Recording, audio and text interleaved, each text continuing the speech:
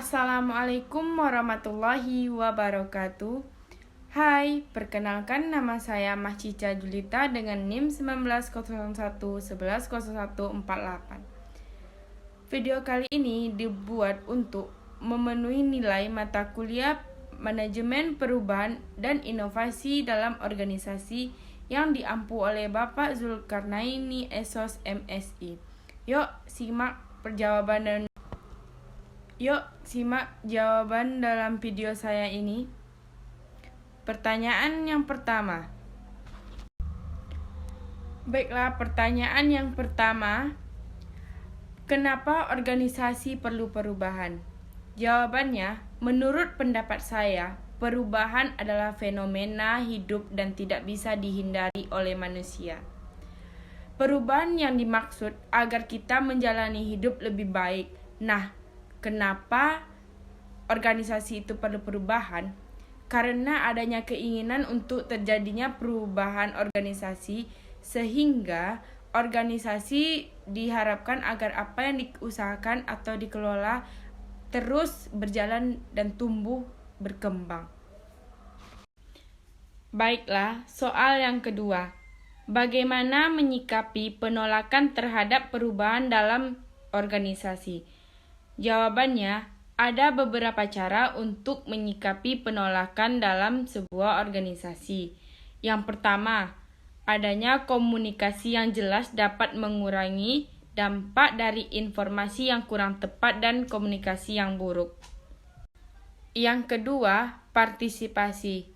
Dengan memberikan kesempatan kepada suatu organisasi untuk turut berpartisipasi dalam proses perubahan tersebut dapat mengurangi tingkat resistensi atau penolakan dari sebuah organisasi.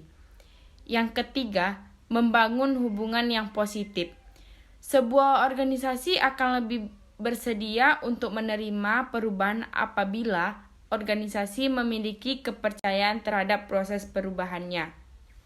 Yang keempat, menerapkan perubahan secara adil, yang juga menjadi penting untuk mengurangi atau mengatasi adanya penolakan dari sebuah organisasi adalah dengan menerapkan perubahan itu adil untuk diterima sebuah organisasi.